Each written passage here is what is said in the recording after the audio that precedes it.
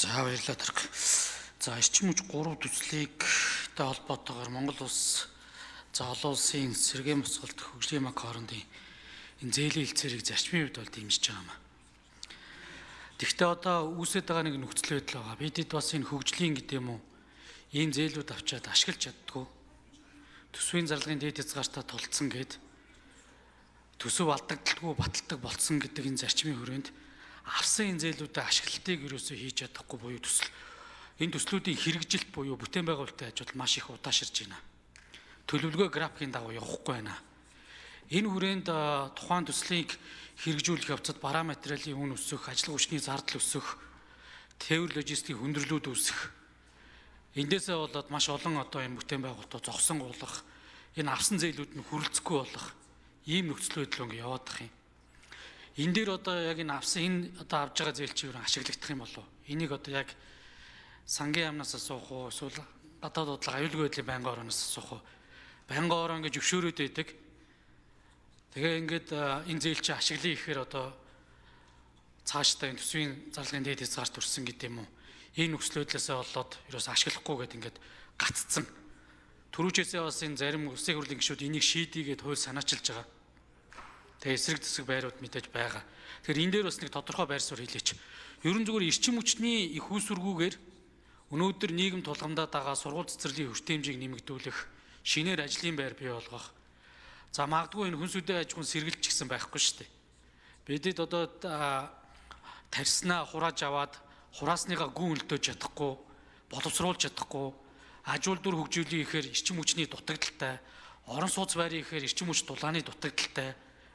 Ийм үед одоо ерөөсөө уг нь бол яг тодорхой ирэмбийн дагуу бас секторын гэдэг юм уу тодорхой салбарыг бас одоо онцгой бодлого явуулах юм зайлшгүй шаардлага байгаа юм а.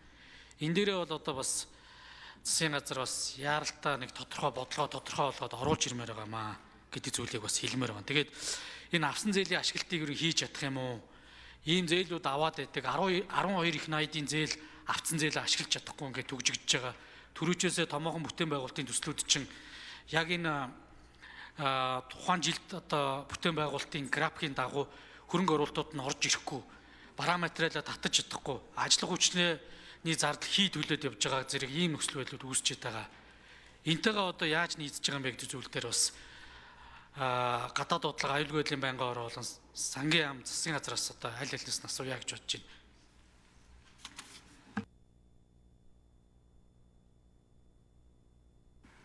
За хариулт өгье. Сангийн сайд Жавхлан хариулт өгье. За сайн зүрх гүшиний асуултанд хариулъя. 2025 оны батлагдсан төсөв дотор нийт ашиглал зохих хүлээгдэж байгаа 12 их найд төгрөгийн төсөв хөтөлбөрүүдийн санхүүжилтийн дүнгээс 1.5 их найд л төсвөөр суусан байна. За энэ хэлэлцээр ингээд сойрхон батлагдмагц.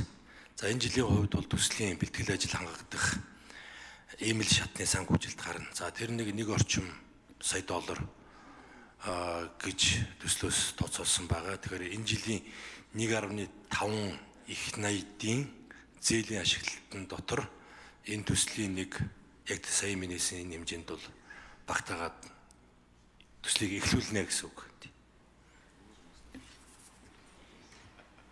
Тэгээд цаана дахиад эн чинь 46 сая доллар үлднэ гэсэн үг. За энийг тэгээд эх жилүүдэд төсвийн багтаамж ямар байх нь вэ? Ер нь бол их л шахацалдаж явна гэсэн үг. Эх жилүүдэд нэвт боловсруулах үйлдвэр, Эрдэнэ мөрөнгө усан цахилгаан станц гээд томоохон төслүүдийн том дүнтэй санхүүжилтүүд одоо хүлээгдэж байгаа. За тухайлбал одоо нэвт боловсруулах үйлдвэр дангаараа одоо 34 жилийн хугацаанд Монгол улсын хэрэгжүүлж байгаа, зээлийн хэрэгжүүлж байгаа хамгийн том төсөл болж байна. За 1.7 тэрбум доллар буюу 5.6 их найд төгрөг. За энэ жилийн одоо 1.5 их найдын зээлийн ашиглалтын дотор нэг 350-аас 400 орчим л одоо багтаж гарахаар байгаа. За тийм учраас бид нэмж авж байгаа зээлүүд дээр бол маш одоо өндөр шалгууртай нэлээд одоо орон зайд нэлээд харан байгаа гэхүүд хамгийн шаардлагатай нэн тэргүүний одоо энэ цахилгаан дамжуулах агаарын шугамуд за дэдүүд зэрчим хүчтэй холбоотой ийм төслүүд дээр л урт хугацааны ийм хөнгөлөлтөө зээлүүдийг стратегийнхаа хүрээнд дэх хуралд танилцуулаад ингээд зөвшөөрөл аваад явж байгаа. За аюулгүй гадаад бодлогын байнгын орооноос Тэмүүлэн дарга хариулт өгье. За тэгэхээр сайн зүрх гишүүний асуусан асуултанд хариулъя. За яг энэ орж иж байгаа асуудлыг бол аюулгүй гадаад бодлогын байнгын ороо хэлцээд эрчим хүчний их уср болоод дутагталтай холбоотой асуудал нэн тэргүүний бас шийдвэрлэх асуудлын хүрээнд бол хэлцээд оруулж ирсэн хэлцээрийг аюулгүй гадаад бодлогын байнгын ороо бол олгохоор дэмжсэн байгаа. За таны асуусан асуулттай холбогдуулаад ерөн зүгээр бидний нөрийн удирдлагын менежментийг яах юм бэ? Цаашид ерөн зээлэх ашиглалтуудыг хэрхэн сайжруулах юм гэдэг асуудал байгаа. Тэрнээс одоо үндсэндээ бид нар энэ 10 20 30 жилийн хугацаанд авсан 100 200 төслүүд байгаа, хэрэгжиж байгаа төслүүд ч байна, хэрэгжихгүй ч байгаад байна. Нөгөө талдаа тэр зээлийн ашиглалт буюу том дүнгээр 10 хэд их 80 гэдэг асуудал бол үнэ. Өнөөдөр үндсэндээ бид нар хүсэж байгаа зүйл нь бол сангийн яам энэ бодлого барьж байгаа яам нь орж ирж энийгээ ирэмблээд хэрэгцээгүй төслүүдэд гэдэг бол асуудал хөндөж ирээд байгаа. Минут. За сайн зүрх гишүүн тодруулж суй. За би тэгээд бас байнгын орооны дарга болон жавхлан сайдын өгнөөс бол нэг зүйлийг ойлголоо. Нэн тэргүүний эрчим хүч дэд үтцийн чиглэлийн энэ төслөлтбөрүүдэд бол яаралтай хэрэгжүүлэх ёстой юм байна. Энэ дээрээ бас зайлшгүй хууль эрх зүйн орчныг шаардлагатай өөрчлөлтүүдэд хийгээ явах ёстой байна гэж харж байна.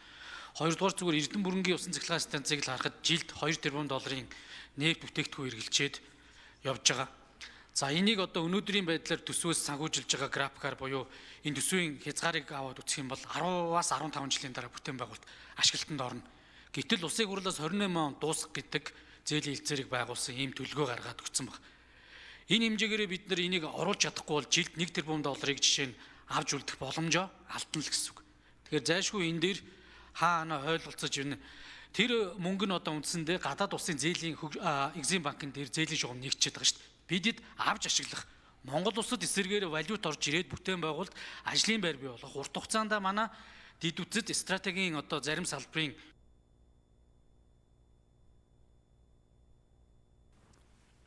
За үг хэллээ. Жигшдийн Бачаргал гишүүн асуулт суй.